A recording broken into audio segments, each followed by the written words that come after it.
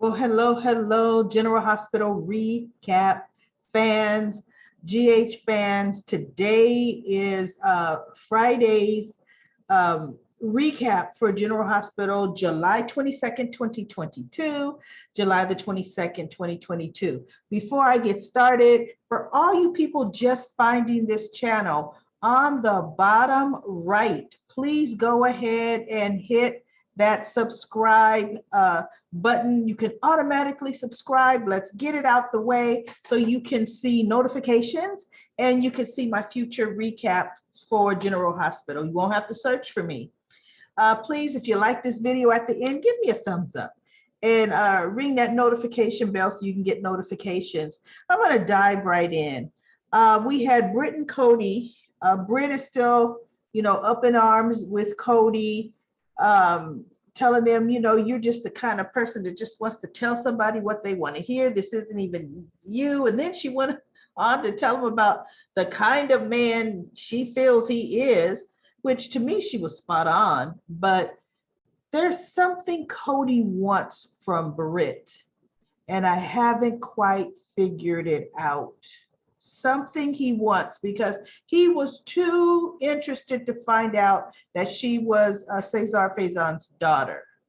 So I don't know. Cody is up to something, and I don't quite know what it is. But their date ended up where she was talking about what a horrible date it was, and he was talking about she was a nag like the horses. If she wasn't such a nag. And she took her wine and poured it right over his head and stomped right on out. And I thought, uh-oh, I see a love match between those two. When you start off hating each other as much as they do, guess what's going to happen?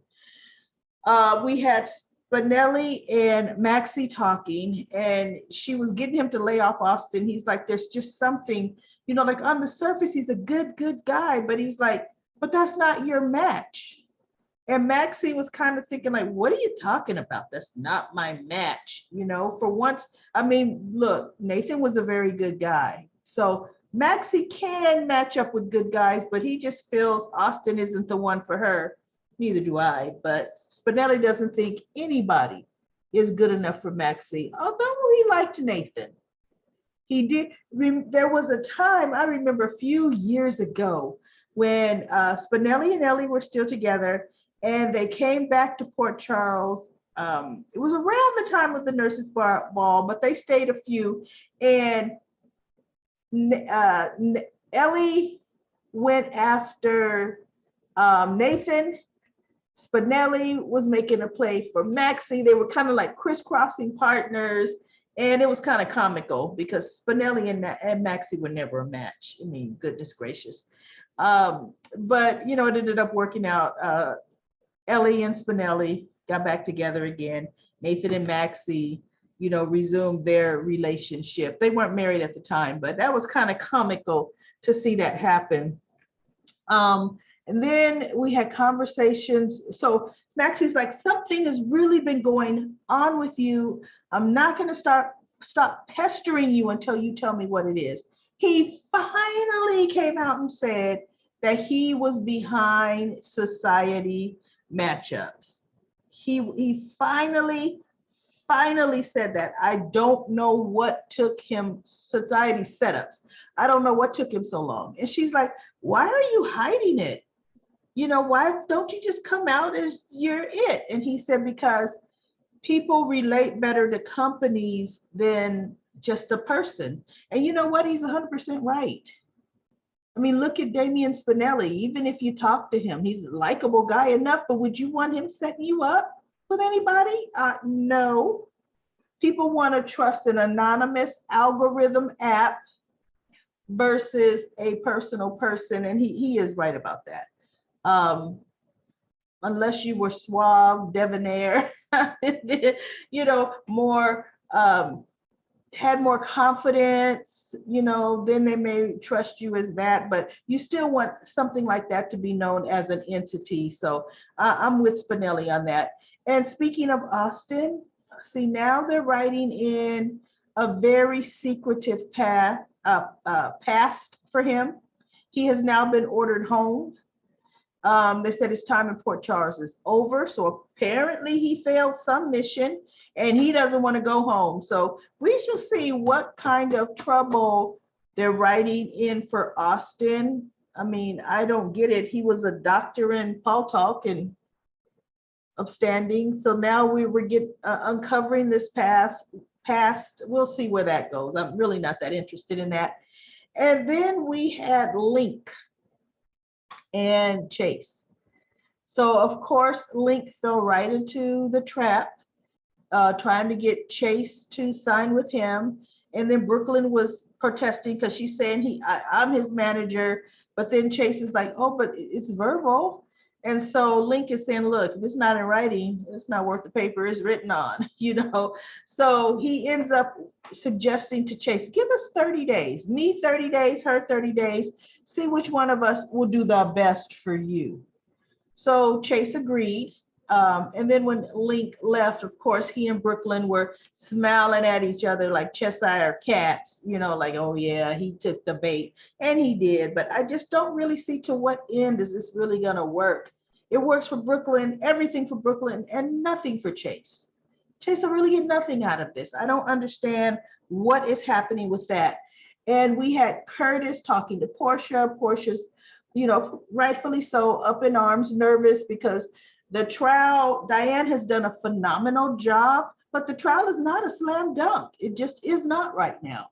So she's very, very nervous. And Curtis was going to check out a lead he got on where the guy that sells the cell phones would be. So Marshall wanted to go, and he asked Marshall, can you please just stay here and keep Portia company, talk to her. She needs someone right now.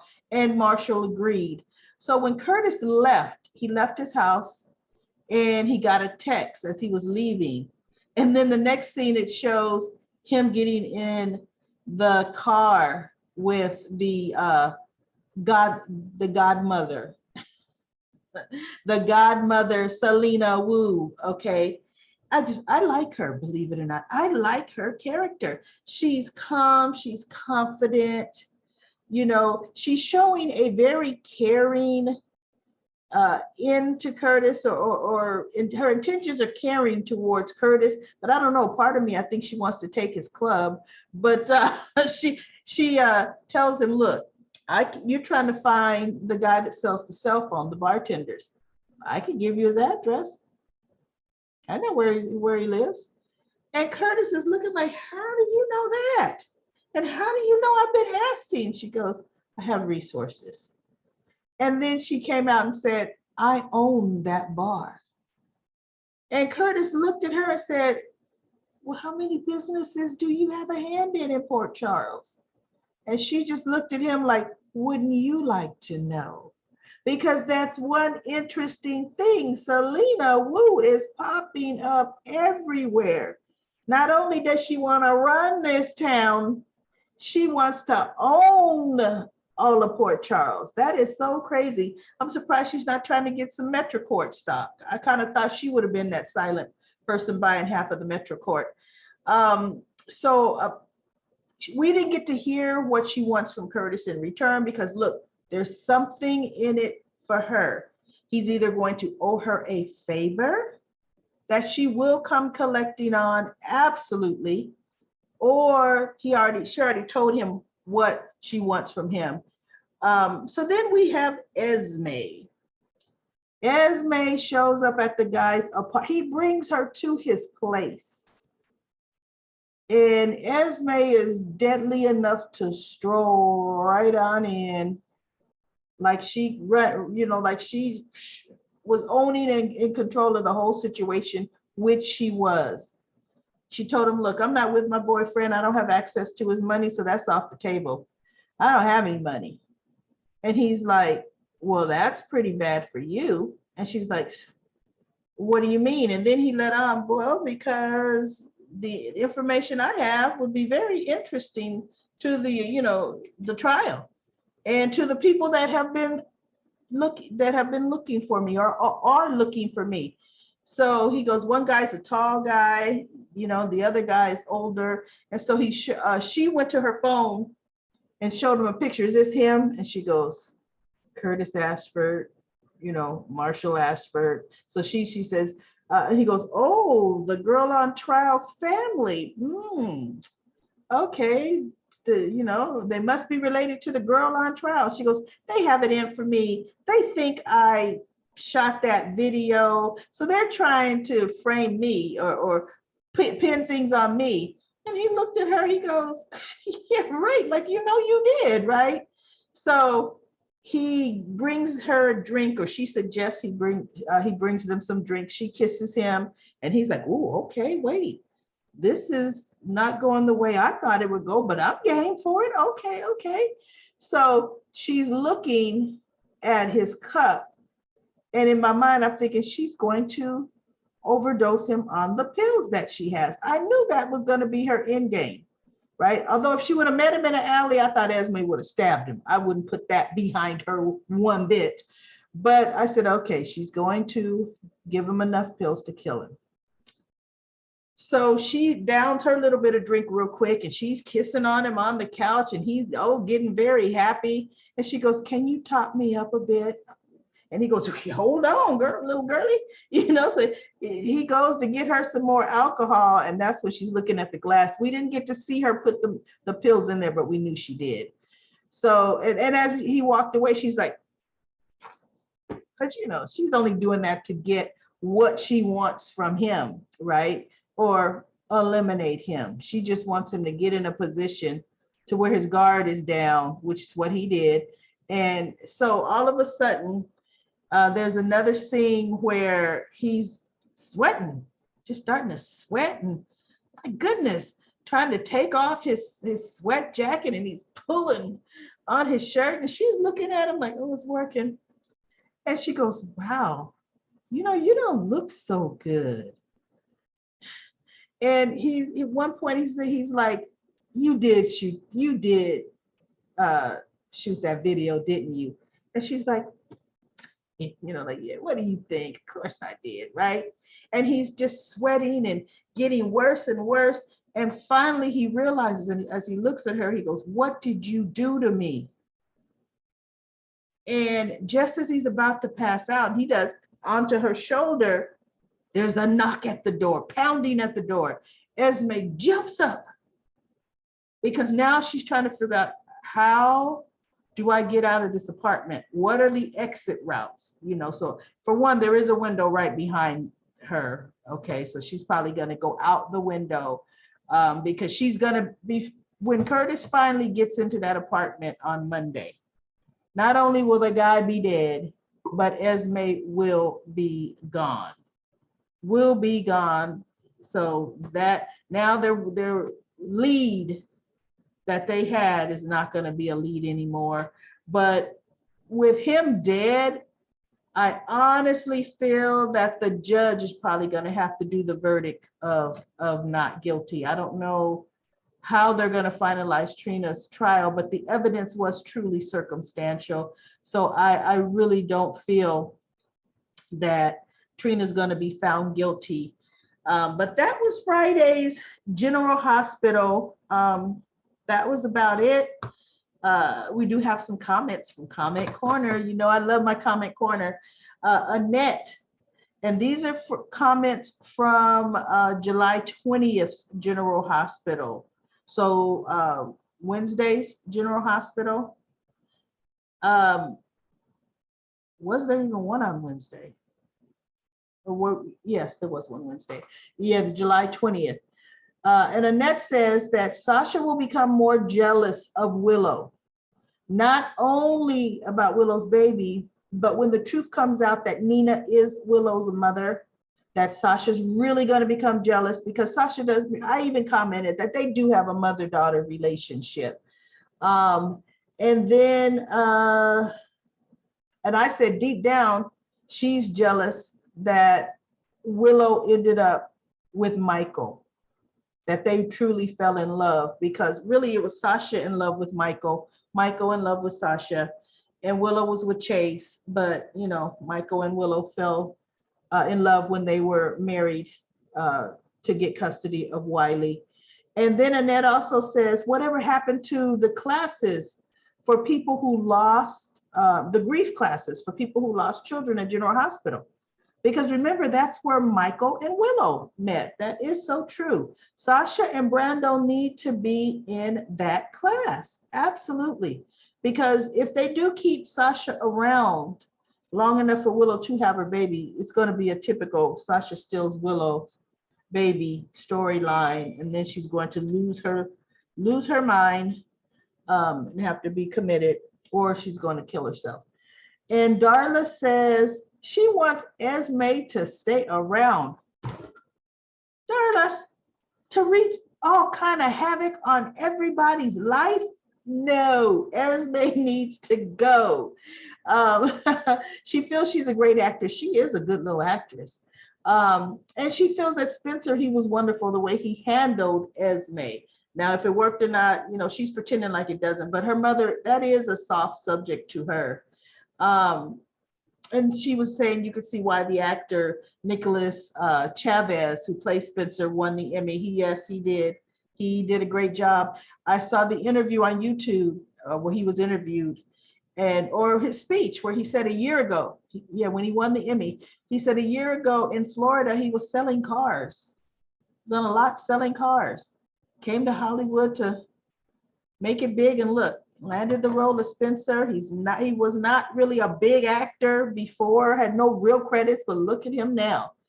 And then Darla also says that Sonny has zero tolerance for selling drugs, which is true. He's not surprised that he's going after the pusher that sold Sasha the drugs. And speaking of Sonny, this is some trivia here, and I want some input. We know Sonny will not let drugs be run through his territory, which is why Selena Wu has to really work within his boundaries and not, he's letting her, whatever she's doing, pass through his docks, but not like flood the streets. We don't know what Selena does. So we know Cyrus Renault was definitely a no-go. Alcazar, the Alcazar family, they, I think, were drug dealers as well, which is why there was always a big fight with the Alcazars, okay? Or perhaps the Alcazars were gun runners. One of them dealt in arms. So as a bit of trivia, can any long-time General Hospital fans tell me some of Sonny's rivals that are no longer there? Were they doing drugs or were they running firearms? Yeah, because he doesn't like either, which makes you wonder, what does he do? Because it's definitely not selling coffee. We know he's into gambling, which is why he has his whole island that's a casino. But what is Sonny Carithos's real business? They have absolutely never told what it was in General Hospital. So we know it's not drugs or guns or weapons. And then Mark. Mark, I think you're a first-time commenter. Thank you for your comment. Spencer,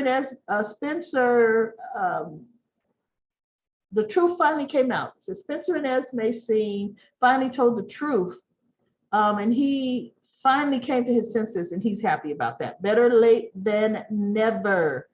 And then after she leaves the room and the door closed, you saw that really kind of got to Esme.